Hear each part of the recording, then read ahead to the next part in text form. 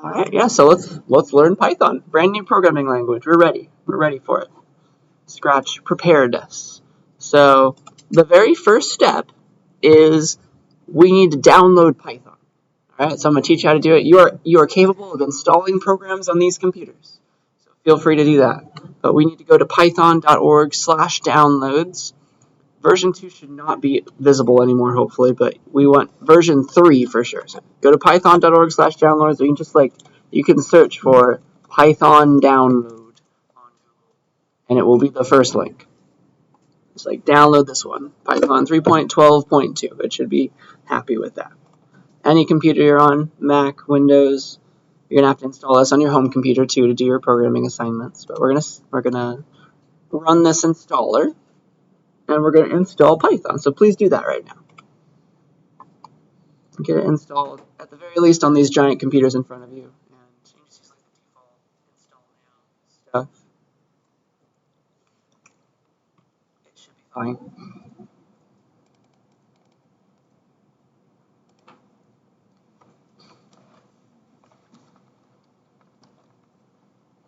But yeah, that's going to take a while. Just let it do its thing. Probably it's faster on your computers. But if you ever find yourself in a situation where you cannot install Python on some computer in front of you, there are like online Python runners places, but it's very slow for something we're going to do later in the class. So I'd prefer it if you have just a Chromebook or something right now, go check out a laptop from the library so you can do your programming assignments at home.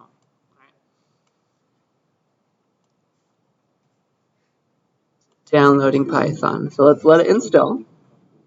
And yeah, just let me know, is anybody having issues getting an installer running right now? Is it all on the screen for you too? Because I'd like you to follow along.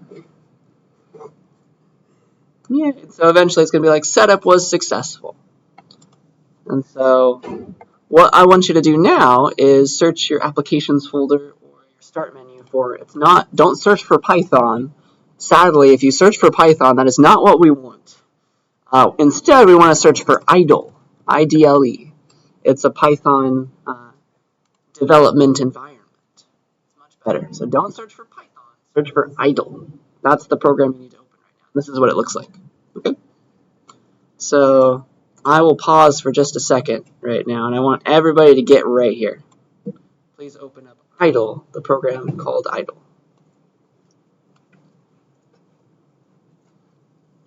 And I'll give us like a minute to do that. Let me know if you have any questions or if it's not working for you.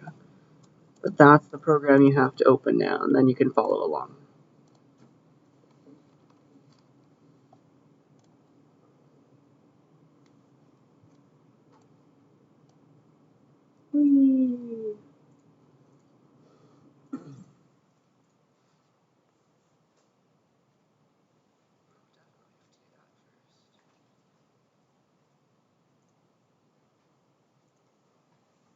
And feel free to type random stuff into this window that opens up and hit enter. It should allow you to do math. We'll get there. Scream right now if you are not at this window or you're having trouble. Okay. So this magical place, this window that just opened, is called the Python REPL. REPL, it's an acronym. It stands for Read, Evaluate, Print, Loop. So let me spell that all out, and of course, my pens are the wrong size. So when you open up IDLE, it gives you this thing called the REPL. It stands for Read, Evaluate, Print, Loop. Okay, so essentially you can give it stuff. You can type little small individual lines of Python code. This is not where you write a normal large program. We'll find another place for that. You can type like individual small lines of Python code and it will run exactly that one line for you. All right, so programs are text now, so you can be like 2 plus 2, and when I hit enter, it's going to read my 2 plus 2, evaluate it to 4, print the answer, and then loop again because it gives me another new prompt. So I can give it more 3 plus 3. I can give it more Python code. Technically, math is Python code. All right. So it's reading my input, it's evaluating it to get an answer, it's printing that answer out, and it's looping because it'll give me a new prompt and it'll work all over again for a new line of Python. So yeah, you can type individual lines of small Python code and it will work here. This is not the window where you write large programs. This is not the window where you write your programming assignments. Okay? That's a common mistake. But you can do math here. It can get as fancy as you want. 2 times 3 plus 5 minus 7. I just used Python a few minutes ago to add up numbers. And it's good for this kind of stuff. The REPL is good for this. All right? So technically this is all Python. It's just, it can do math for you. So that's the REPL, the read, evaluate, print, loop. All right? So a lot of things work. Some things don't. Like you type random characters, it's like, I don't know what you're talking about. So that's an error. And those are possible now. We'll get into that later, I guess. But yeah, what in the world is Python? Why are we learning it? It's a very popular programming language. It's just like Scratch. It's a programming language, but it's not graphical. All right? When we write code now, code is not like two-dimensional blocks of things. It's just text, lines of text. Okay, so yeah, essentially, just like Scratch, like if you want two things to happen, one after the other, like you wanted this in Scratch, right? You wanted thing 1, you put the block 1 first, and you wanted thing 2 below it, you put block 2 after that. Just like that, in Python, you're going to put 2 lines of code right after each other to act in that order. You're going to be like line 1, hit enter, line 2, and those will be your 2 lines of Python code that correspond. Right? It's still going to run things from top to bottom. Right? So that's interesting. And we're going to have to learn how to do the equivalent of everything we know, right? Because we had these kinds of blocks, right? These like if then else blocks in Python, and then we like shoved this in here. Like how can you do this with just text? We'll have to figure that out. It has to do with indentation. All right, so we'll get there. But that's what Python is. It's just like, all right, we're programming, but we're using text instead, just lines of text. Okay? So, yeah, every time you type a valid line of Python, it means one specific thing, just like every time you drag a block out into Scratch, it means one thing. But because I have to say valid here, I had to like highlight that word, in Scratch, it's impossible to write an invalid program. You can have like infinite loops and things, but it's impossible to write a program that like doesn't start running because the blocks are like spelled out for you. In Python, you can totally spell things wrong. And you spoke Python incorrectly at that point. It's not working. So the Python interpreter will yell at you. That's the REPL. It was yelling at me right now. It's like, I don't know what in the world you just typed, dude. This thing is not defined. It's trying its best. And so you can run into issues like that. Divide by 0.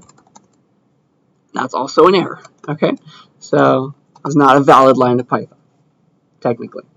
So yeah, that's Python in a nutshell. It's just text, right? And this place that idle is giving us, it's a REPL, which lets us type individual lines of Python code, not full programs, but it's a good start. Okay. Any questions about Python so far? You good? Ready to learn how to write cool programs? So let's see. How do I want to do this?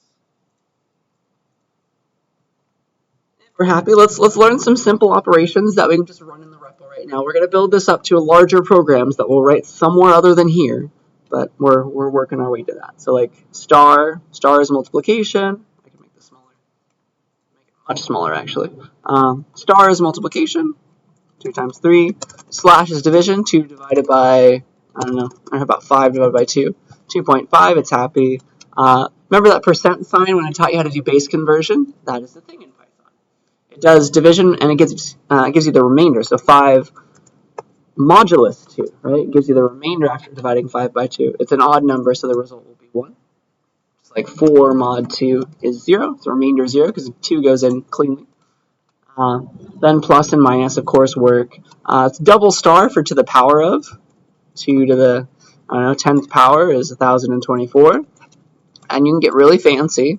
Python, if you've done C++ before, this might concern you. But Python has no limit to how big its numbers can be. Well, I guess I just ran into that very small limit. Sorry, never mind. It has a limit of 4,300 digits. And so there, it's happy. It will give you that answer just immediately. Okay? So that's that one. Remember that this is called the modulus operation, or modulo when you use it as a verb. Modulo, like 42 mod 2, 41 mod 2, or 0 and 1 because they're odd and even. That gives you, if you do x mod y, that gives you the remainder. After dividing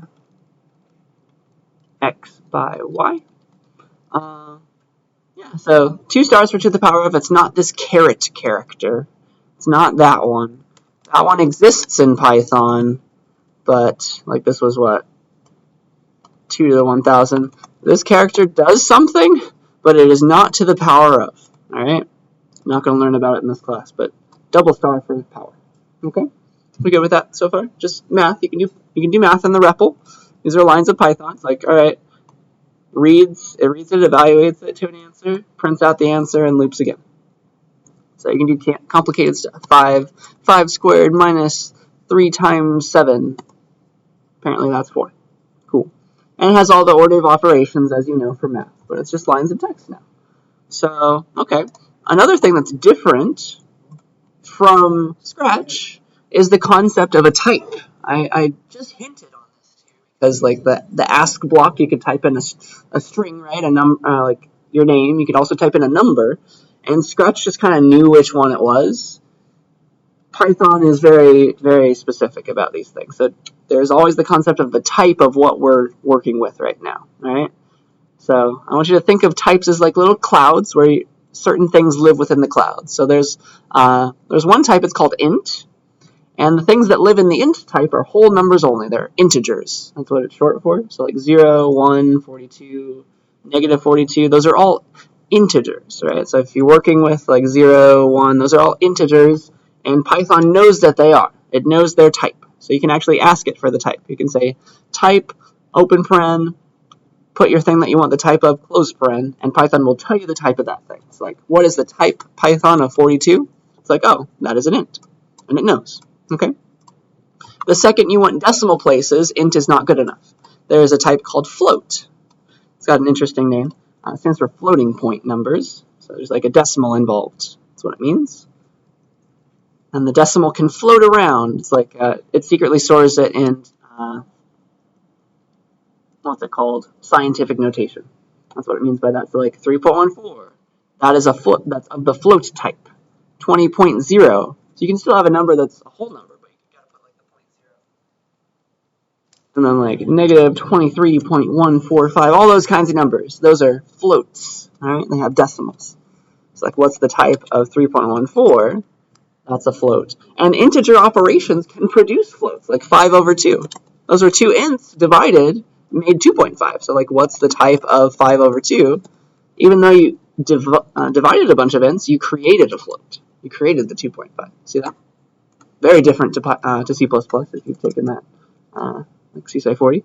All right, what else? What do you got? And then also, like, one day you're going to want to type words, and that is called a string. Remember that word from when we were talking about it in Scratch? So stir is a type in Python that stands for string. It holds a bunch of just characters, okay? Just a bunch of characters. And so stirs look like this. The stir type is just stuff between quotes. Python actually doesn't care if it's double quotes or single quotes, like double quotes, hello, single quotes, hello. Those are all stirs. Keep in mind that quotes 42 is a stir. It's not a number. It's just characters at that point once you start using quotes. All right, so let's talk about that. So like, hello, between quotes, that's just a string. So what's the type of that Python? Type of hello, it's a stir. What's the type of quotes 42? Still a stir. It's a string. String of characters on a friendship bracelet. All right, so string of beads maybe. You can think of it that way. And the type dictates what you can do to a thing. All right, so if you have a bunch of stirs, you can't expect to do math with them, but actually plus and star do work for stirs, for strings. But when you do them, when you do a plus on strings, it's a completely different kind of plus, and Python knows that. So, for example, I can say hello plus world, and that creates a bigger string, bigger stir. See that?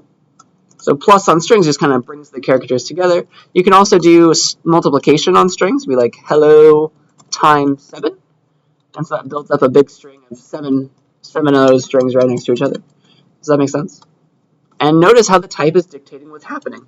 A stir times an int, which was this, is completely different from an int times an int, isn't it? Right? It computes a different kind of type. Like this creates a stir still. This creates an int. Very, very different. And Python knows. It's like, all right, you gave me a stir times an int. I need to compute for you a new string. You gave me an int times an int. Okay, better produce you a normal int still. Does that make sense? So the type tells you what you can do to something. And Python really cares about the type. Scratch is kind of making it easy on us.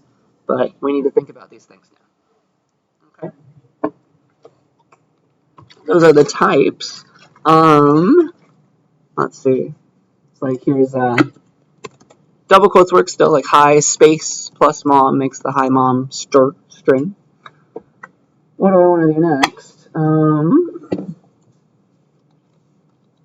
We'll get there. We will get there right now. I think I've given you enough ideas. I want to give you a question now.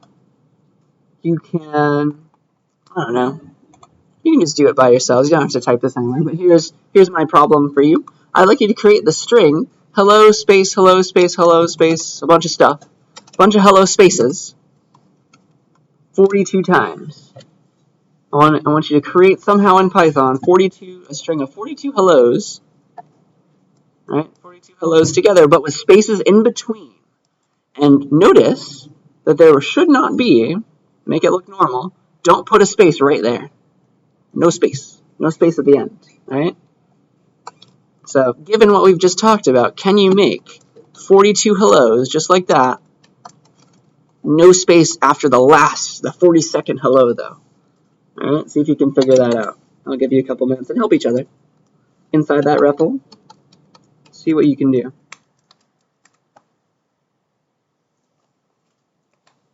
How would you create that string?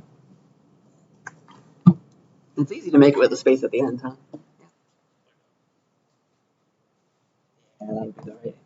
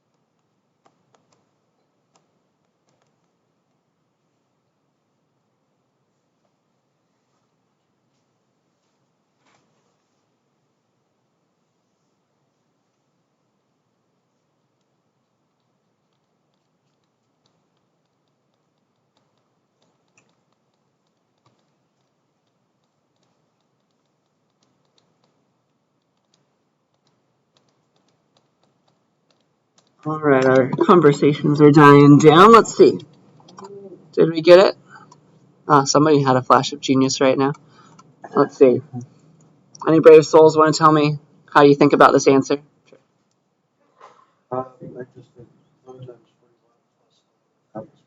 Yeah, good. So, yeah, think of it this way. Think of it as two separate things you want to build up. Let's say that we wanted to make hello 3 times with spaces in between, like hello space, hello space, hello. Kind of the right way to think about this would be, let's see, how did I do this last time? Sorry. Let me use different colors for the spaces for some reason that seems more aesthetically pleasing to me. So there's 2 spaces here, and it's easier to think about it this way, right? Think about it like this, because what is this but a couple hellos repeated, hello spaces repeated, and then this one's kind of separate at the end of there. See that? That will give you the answer. So like do hello space 41 times, hello space 41 times, and then just tack one last hello without a space at the end of that. Does that make sense? That's how you can think about it. You can break it down in that way. Any questions about that? That's a big long string that you have then computed. Python made it for you.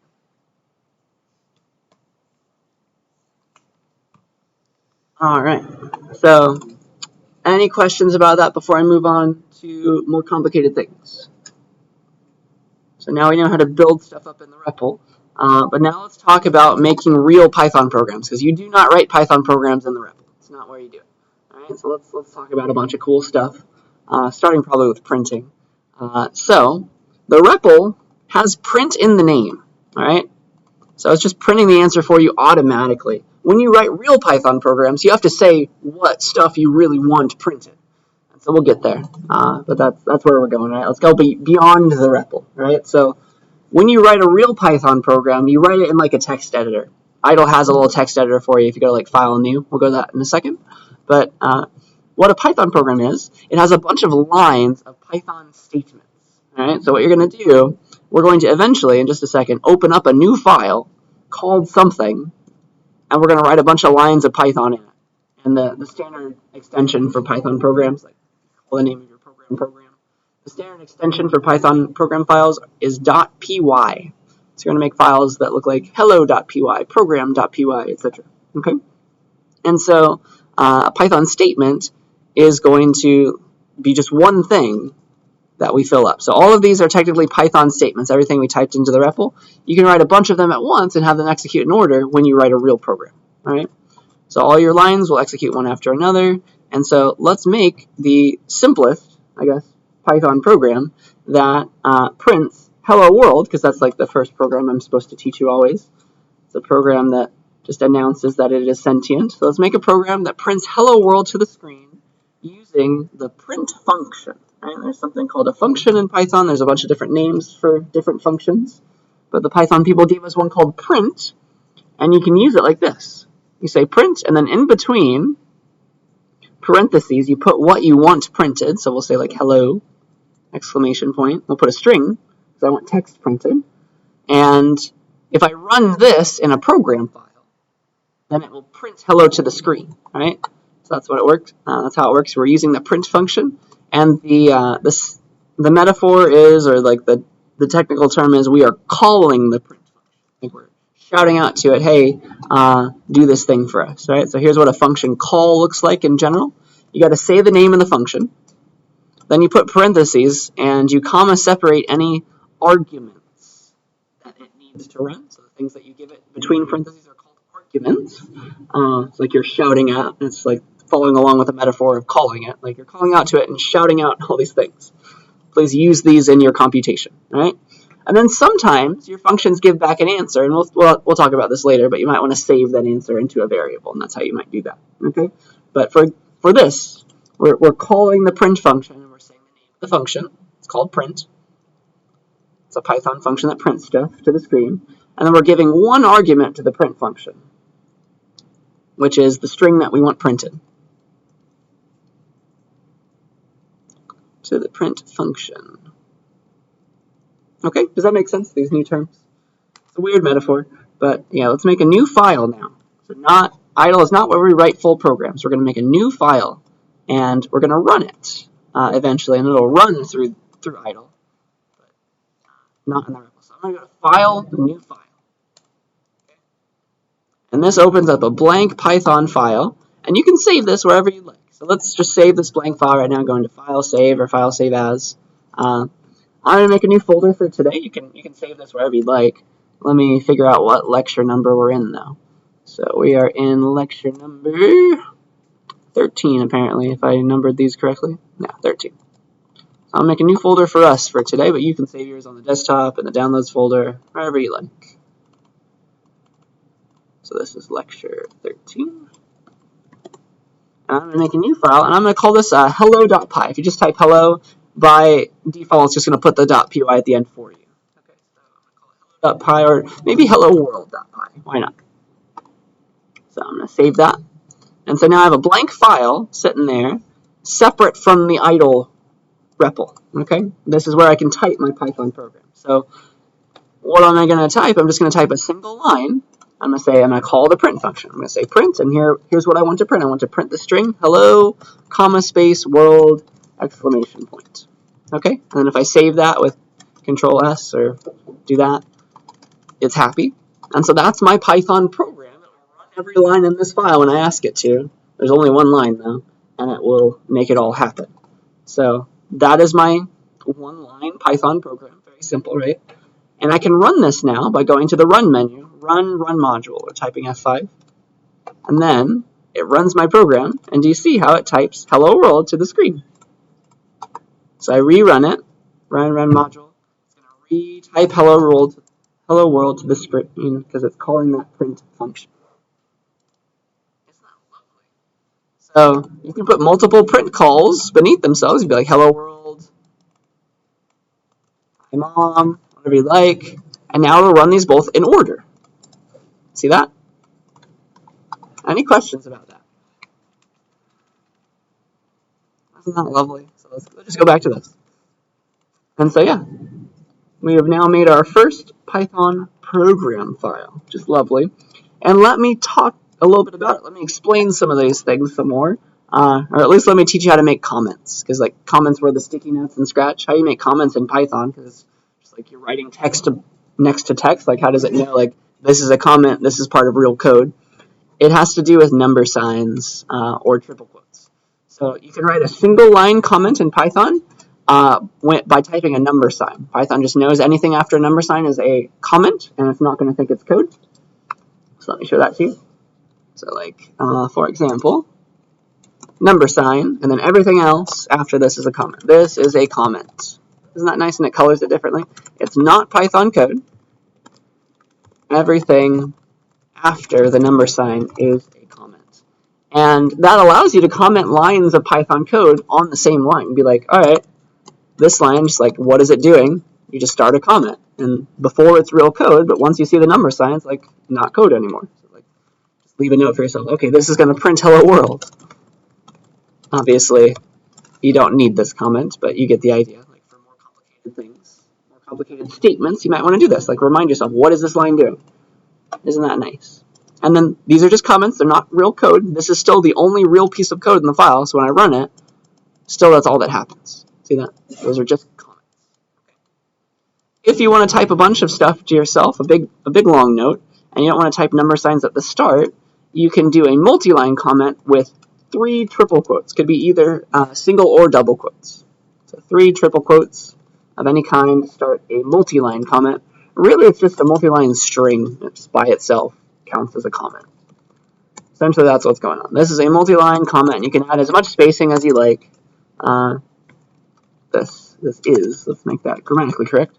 This is a multi-line comment, and you can end it. Once you're done with your multi-line comment, you want to go back to typing real code. You just got to end it off with the same 3 quotes. Okay. So again, that's not real code. It's not doing anything. It's just the print statement that is running. Okay, when you run the file. Any questions about that? That's a big leap we've just made. Cool. All right. Next thing you'd like to do probably is make larger programs with multiple lines. You can of course print a bunch of stuff, but let's do some math. All right, let's learn about how to make variables, how to give them values and change their values. So you can make variables of some names. Give whatever name you want, pretty much, in Python to hold your values. The only thing that you have to be careful with, this is not true in Scratch, but I tried to like make this in Scratch, or I tried to name my variables like you would be forced to in Python. But technically in Scratch, you can make variable names with spaces. You cannot have that in Python. Your variable names have to start with either an underscore or an alphabetical character. And then after that, still no spaces, but you can start using numbers too. Okay? So these are valid variable names. X is a valid variable name in Python. Underscore, X, underscore, valid variable name in Python. Underscore blah 42 is fine, but like numbers can't start the name of a variable. This is invalid. Okay? So pick whatever name you want according to these rules, and that could be your variable. And the way that you create variables and also change their values is by using what are called assignment statements. All right. So they look like this. You say the name of your variable that you want to either create or modify on the left. Then you put an equals sign, and then you put whatever code you need to put over here to compute a value that you want to shove into that variable. Right? So it's just like it computes all the stuff on the right-hand side of the equals first, and then it shoves it into the variable that was on the left-hand side. So essentially, this is what happens. This is a valid line of Python code. It's an assignment statement. X equals 42. I'll create the X variable. It's the new box now. That holds 42. That's what that line does when you run that in Python. Okay. Here's a fun idea. What do you think this line does? X equals X plus 1. Does that seem like an error? What will that do? Well, it's always going to do the right-hand side first, and then shove the answer to whatever variable is on the left. So this is going to run first. The right-hand side gets evaluated first, gets executed first. So let's say.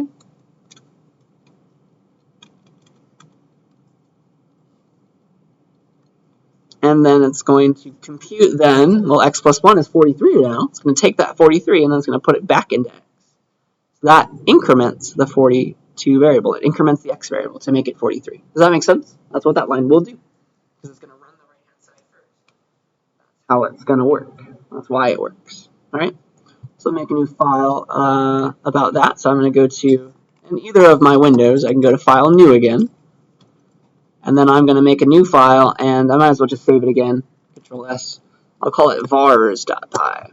It's an empty file that will talk about variables. All right, so let's do that. Let's say x equals 42. That'll make a box in memory called x, holding 42. And then you can use that in place of 42. Like you could say now print x, right? Because x holds the value. It'll go there, go to that box, and give you the 42 back. Now you don't have to type 42 anymore. So say ask it to print x, you can say x equals x plus 1 to modify the x variable to make it 43 now. Now if you print x again after that, rerunning with the F5 or run module, now you see 42 then 43 printed when the program runs. You see that? Does it make sense why it's doing what it's doing? Crazy. Let's see what else. All right, if we are happy, let's keep on trucking. So variables save in our lives. We can put little complicated things in there for later. It's very nice, and you just need to say the name of the variable from then on.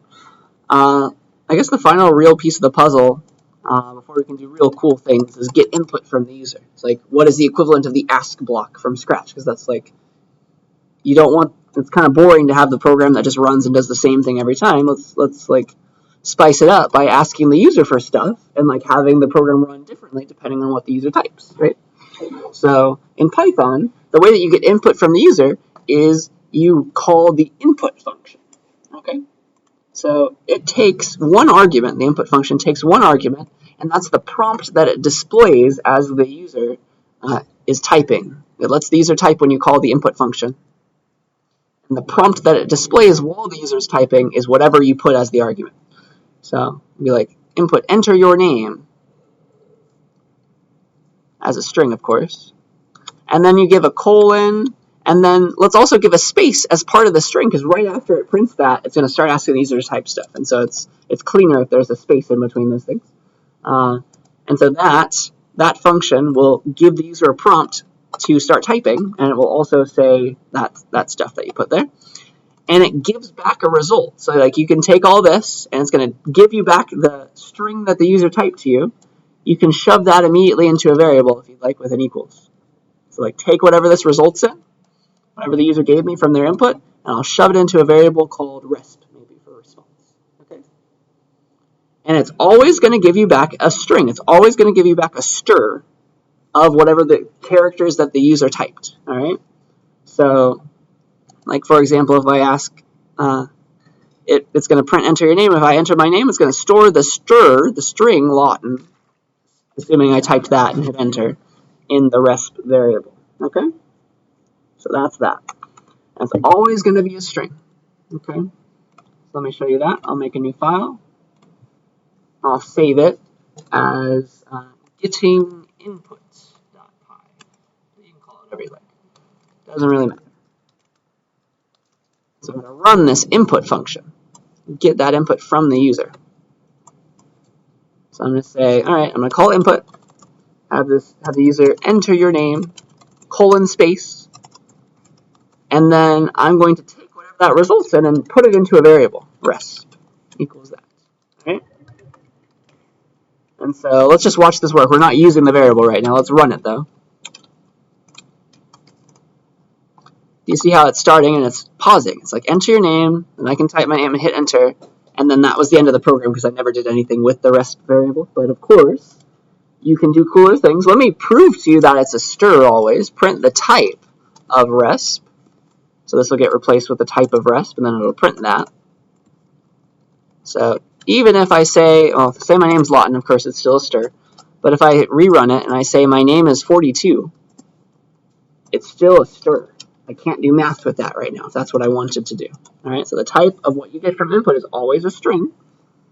But if I mean, it's supposed to be a string if we're asking their name.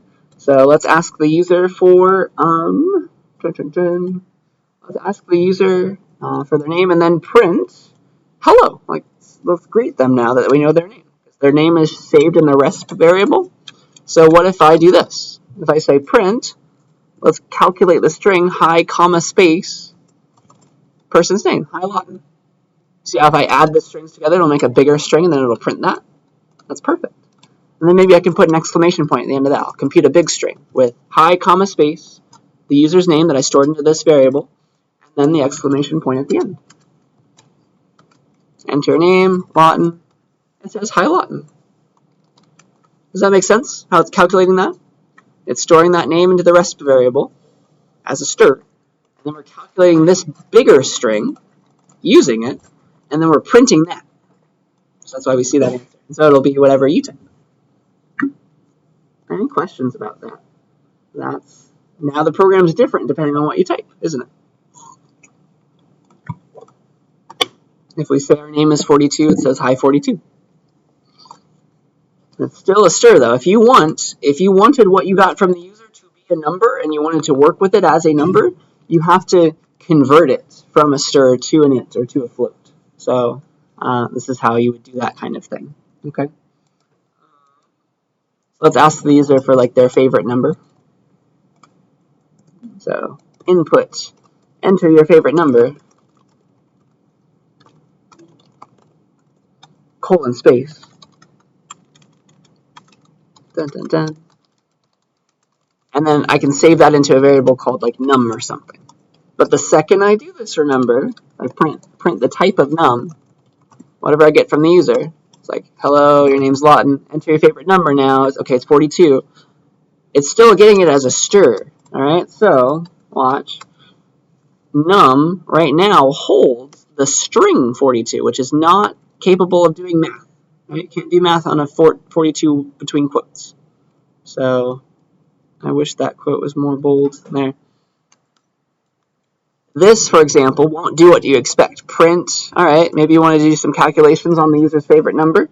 All right, print num times 2. What's that going to do? All right, name's Lawton, favorite number is 42. See how it computes and prints 4242 because it's working with characters right now. It's working with strings. This is not a number, so it's going to do string-based multiplication. See that? That's not what we wanted. So I'm going to get rid of that line by commenting it out. That's a common thing to do. So this line is now a comment. It's not really going to run. That's pretty nice. Instead, to convert it to a number, you can call the type that you want it to be as a function. So like int of your thing, float of your thing. That'll convert it from a string to that type. So let's call it, let's say, I want the integer version of num. Call the type that we want as the name of the function. And then it will translate it into, it'll give back the integer version of it, and then I can shove that into another variable, like num as int, for example. So what's this doing? Num is only a str. We must convert it to an int. Okay? That's what we're doing right here. We're converting num as the number, the type, the variable num, which had type str. We're converting it to an int with this line, like a call to the int function, let's say. It's converting it to the type that we want, and then we're putting that into the num as int variable. That's perfect. And then now we can use this variable in the normal way. It'd be like print the result of num as int now times 2, and that's going to do exactly what we want because this is now an int. Okay, we've created an int out of the older string. 42. So this is now 84. It's really creating the integer form of it, so I can do normal integer math on it. Okay, so we really do have to worry about types a lot in this in Python now. Any questions about that one? All right, so let's see what else. Let's do the print function can take multiple arguments, and you separate them with commas, remember. What happens when you give the print function multiple arguments is it prints out all of those things that you gave it with spaces in between. It's kind of like, so you don't have to like type shift and quote characters all day long. It prints out those things with spaces in between, all right? So like if you didn't want the spaces, then you had to like calculate the thing as we did up here. So an alternative would have been like something like this. Print just high comma, because once I put a comma in between the normal arguments, it will print a space there, high resp, and then like an exclamation point. So, oops. 42. So here, see what I did there? So I didn't put any spaces in the strings themselves, but it put them in between. So like this is like a French sentence, because they like to put spaces before their exclamation points, but not quite correct English. So if you want it to be perfect, you have to like do the pluses, because the plus just shoves characters next to each other without adding any extra spaces. Okay. But yeah, if you just want to print a bunch of stuff on one line, space separated, just give them as a bunch of arguments to print. It saves you a lot of typing. Okay. Let's see. So yeah, print can take as many arguments as you want. It space separates them when it outputs its stuff. Okay. So yeah, that is a pretty complicated program that we just wrote. And it's running all these lines in order, remember? Any questions about what's going on there? Does it make sense?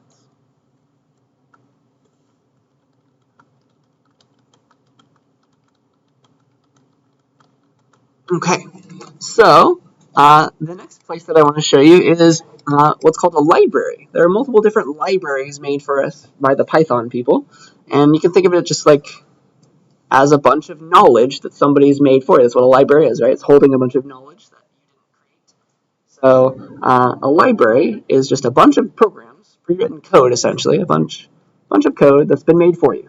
A bunch of pre-written code that you can just keep on reusing, that you can use inside your own programs.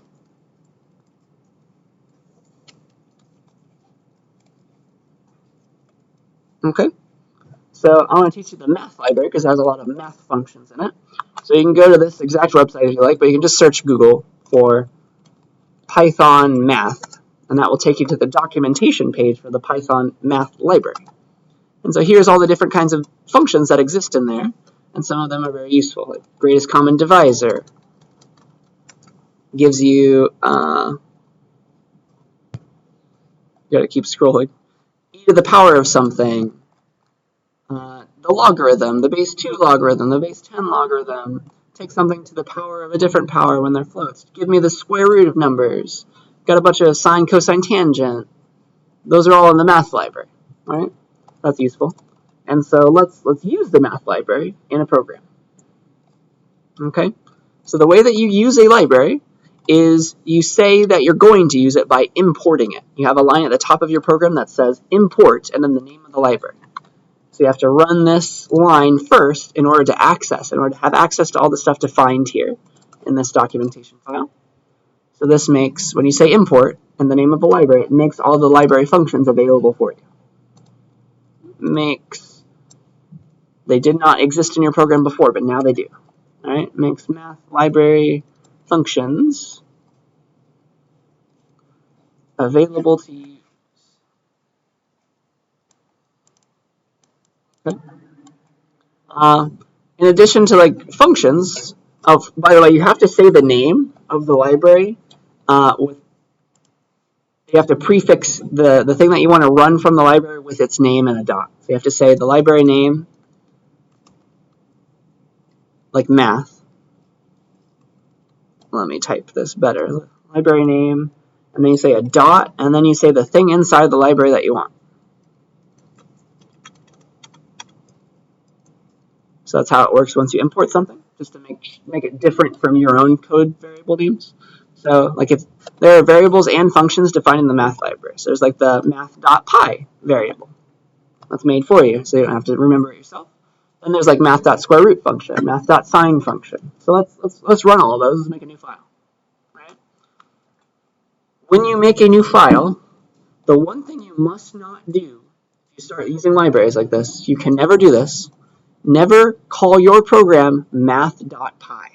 All right, don't do this, because when you import the math library, it's also a Python file somewhere else called math.py. The second you call your own program math.py, it forgets about the other one. Like that name takes precedence, and so it loses access to all the library stuff. Right? So never make a file with the same name as a library. So I am not going to call this file. I'm going to make a new file. I'm going to save it. I'm not going to save it as math.py. Right? I'm going to save it as like mathstuff.py. That will cause you some horrible headaches if you ever forget that. So, okay, I would like to use math stuff, so I'm going to import the math library.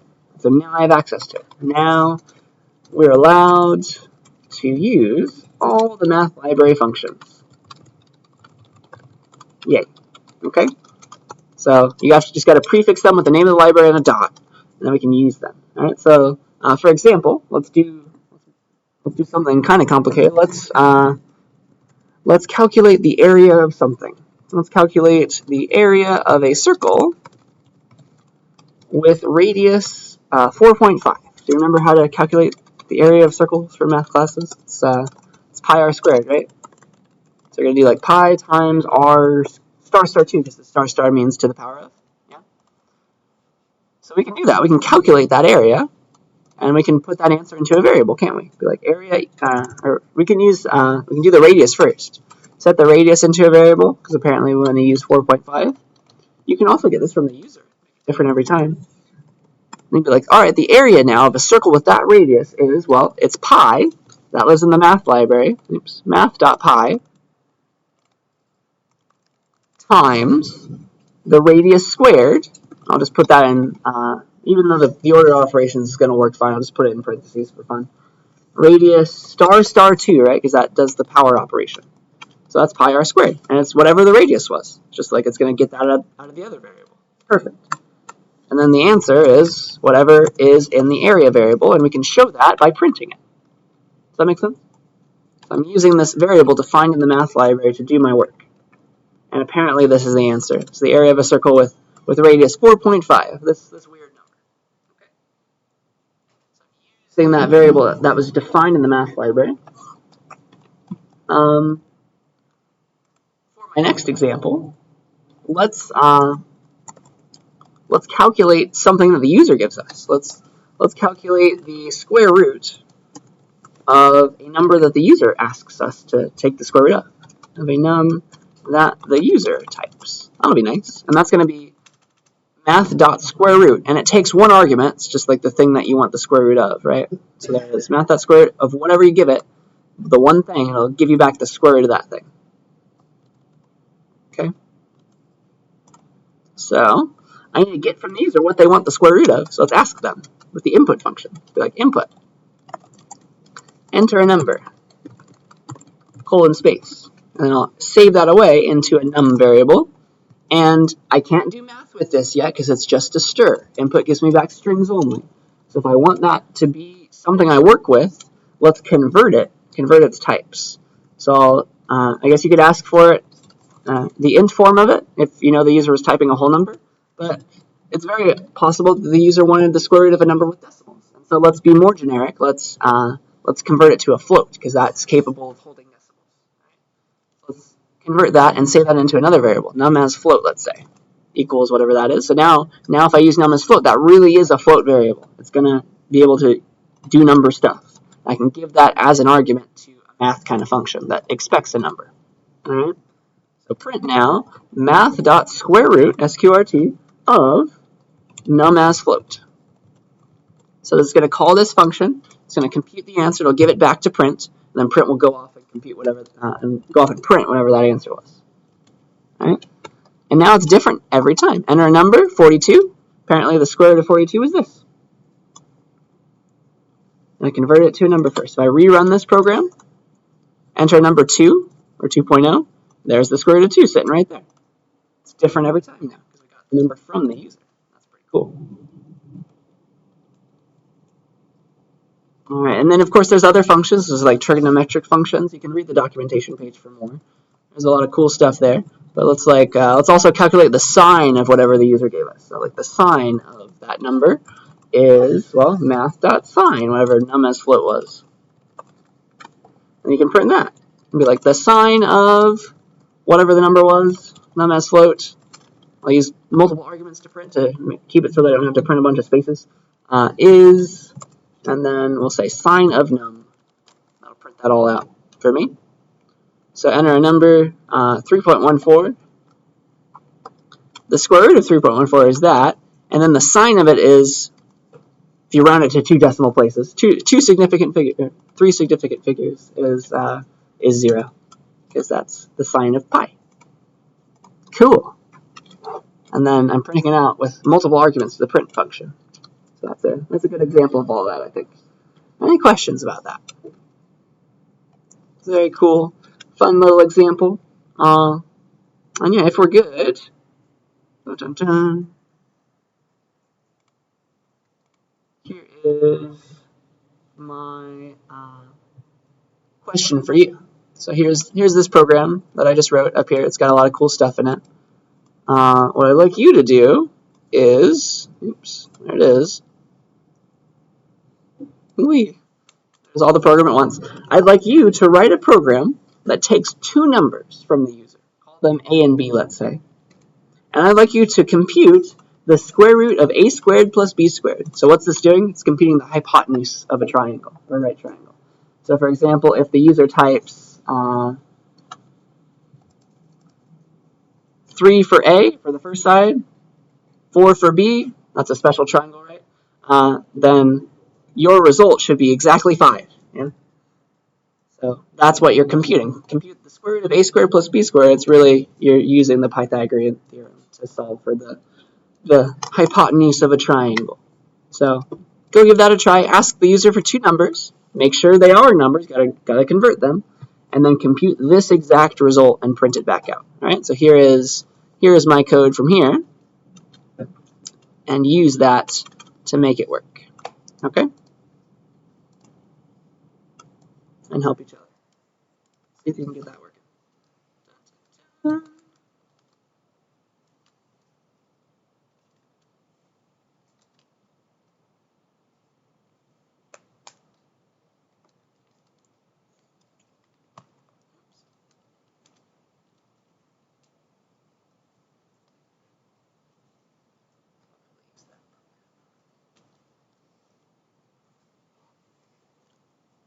You're going to need square roots, so you're going to have to import math for sure.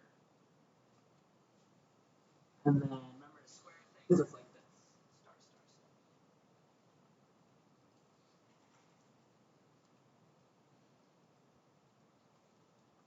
star. User selects the inputs, and I just realized that somebody messed with the projector and you cannot see everything that I'm trying to show you right now. So, here, let's do this.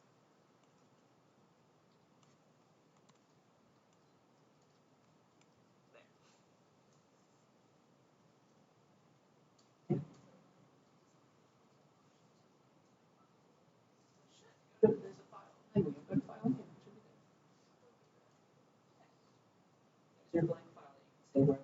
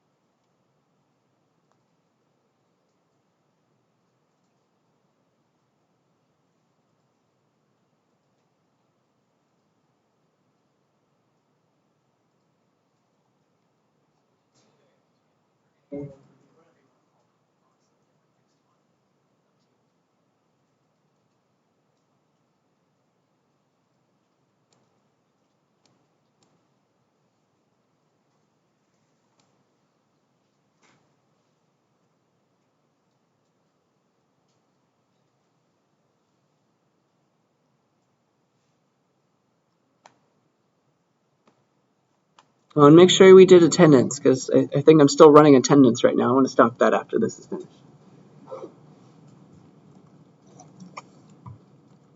I'm going to take another minute or so to think about it.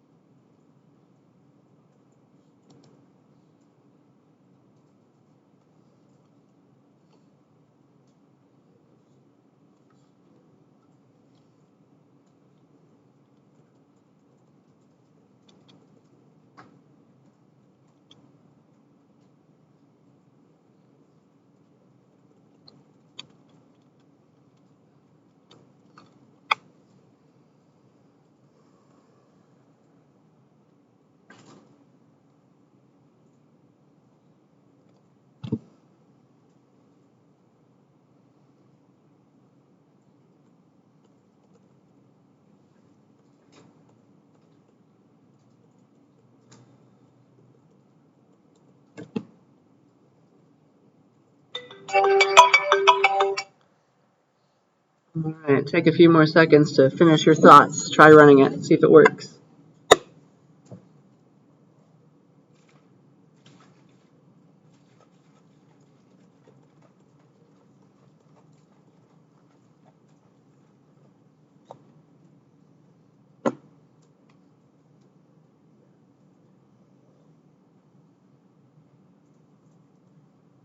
Alright. What do I want to do right now? I guess. Yeah, let me do it. I'll make a new file, and I'll save it somewhere, and I'll call it, I guess what this is doing, this computation is finding essentially the hypotenuse of a triangle, a right triangle. So I'll call it hypotenuse.py. Is that how you spell that? I think. Alright, so what am I going to do? I'm going to import the math library for sure. And then I'm going to get two things from the user. I'm going to be like, input, enter a colon space, and then shove that into a variable called a. And what I could do is I could be like a as float again, play that game. Or the magic of functions is that you can chain them. Be like, all right, just convert right after you get the input, whatever you get that back, get back from the input function, just immediately convert that to a float. So this will result in the string that the user typed, the inputs result, and then float's just getting that immediately and it's going to convert it to a float. So now a really is a float. See that? That's a nice, cute way of doing it all at once. Saves typing. Saves making a new variable. So now here's a and here's b. I've got them both now. 2 lines. Not bad, huh? And then the hypotenuse, it's going to be the square root of a squared plus b squared. So it's math.square root a squared plus b squared. Okay? And then we can print that. So, I forget the other special triangles, but like 3, 4, 5. It's 3, 4, 5. And then I forget the other one. But like, I don't know. You had 7 and 8. Apparently the hypotenuse of a triangle, like that one, would be that. Cool. Any questions about this program? That make sense? So that's pretty fun. I think we are running a bit short on time, but I would give you this question as well. Like, do something cool. Make a program that takes input and computes some fancy stuff just to practice. I highly encourage you to do that outside of class. But we're running short on time. I have a bunch of things to give you since we have a midterm next time, and I can't release anything. So, all right. The last thing I want to show you today is a website called Python Tutor. If you search for it on Google, it's just called Python Tutor. And before I forget, I promise to stop this. There. It's just called Python Tutor. You just click it and start coding online now in Python. And then what you do is you can, oh gosh, there it is. You got to scroll down. Then you can type your own program. Okay. So what I'm going to do is I'm going to copy and paste let's just do our vars program. The one thing you can't do, this is a very magical website, I promise. It's great to have. But what you do is you copy and paste your program here, and you get rid of any input. So if there was input, you'll have to hard code it. You have to hard code it to some answer. Maybe I should have that too. So here. Now we have that. Instead of getting input, just hard code it to whatever you thought the user was going to type. Something like that. And so put that as your program. That's what you type into to here. Just get rid of any input that you might have had. Just hard code it because it's going to walk you through. It's going to step you through exactly how your code is running. So if you ever have any concerns or something weird starts happening when you run your program, come to Python Tutor, because if you type your program here, hard coding any input, and you click Visualize Execution, look at what it's going to do. It's going to be like, all right, here's your program. Here's the arrow of which line is on, and watch. If I click Next, it just made an X variable, and it holds 42 right now. Prints 42. Here's the screen up here. It just printed 42. And now it's on this line, x equals x plus 1. Click Next. Now it just made x43. Do you see how this website's going to save your life? If you have a bug in your program, it's going to show you exactly how your program's computing stuff. It's so nice. So now x is 43. It's going to print x. Oh, yeah, that's why we see 43 printed there. Resp is a new variable. It holds Latin. Print its type. That's going to print that. Makes sense because there's a stir up in there. And that's going to print that, which is the final thing. Okay? But you can scroll through, go back in time if you need to, watch your program run, and that will help you figure out whatever the problem was if there's a bug in your code. Okay? So Python Tutor, very, very helpful website. Yes? Highly doubt that. No, just you'd have to, so it only has a text output window. It doesn't have anything graphical, sadly. Yeah, so that's that one. Very, very helpful website for kind of stuff we're doing here. And if we're good, that's where I wanted to stop today. So please play around with Python. There's a lot to it. Just the more practice you get, the better you'll get at it. So don't forget we have a midterm next time. That'll be in this midterm module. Just come to class, click here. It'll be available for you to start. Or the timer will start ticking down once you click start. So get it on time for sure so you have the full time. And then, let's see, I got a bunch of things to give to you right now. Boop, boop, boop. So let's talk about your next essay since you got an essay due. So this is a 500-word essay due week 10. So this will be the 12th. So here is what I'd like you to do for this essay. I would like you to write a 500-word essay about this Therac 25 machine. It involves you reading an article for once. So please go to this article, read it, about the Therac 25 machine. It's a very horrible, horrible problem. It has to do with computer science back in the 80s.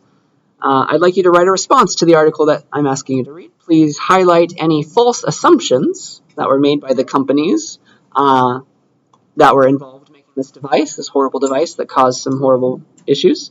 And then tell me what you would have done differently to prevent the disaster that was the Therac 25 machine. So yeah, please write an essay of 500 words. These are your directions. You don't have to cite anything because it's a short essay, but you may find it useful to cite the article or some other sources. There's also a Wikipedia page. You can't cite that, but you can use it, of course. Cite the things it cites. It's helpful if you want some more information about this device. All right? So, short little essay about this article. Any questions about that? Not too bad, I hope. After the test, I don't want to wreck your brain too hard. So that's that. It's a very sad story, unfortunately, but it's one we got to read in this class. So there's that. And all right, next I want to talk about mid-semester anonymous feedback, because why not? So we're in week 8. There's 16 weeks of classes. This is the middle of the semester, let's say. And I like to, for all of my classes, give out a little anonymous feedback survey. So if you'd like, this is not for a grade. This cannot be tied back to you. This is just a link to just a Google form, completely anonymous. But I would appreciate if you would fill this out with as much or as little information as you would like, just to help you. Just like if there's anything horrible going wrong in the class right now, like there's still time to fix it. So like, please give me 3 things I should keep doing, stop doing, start doing.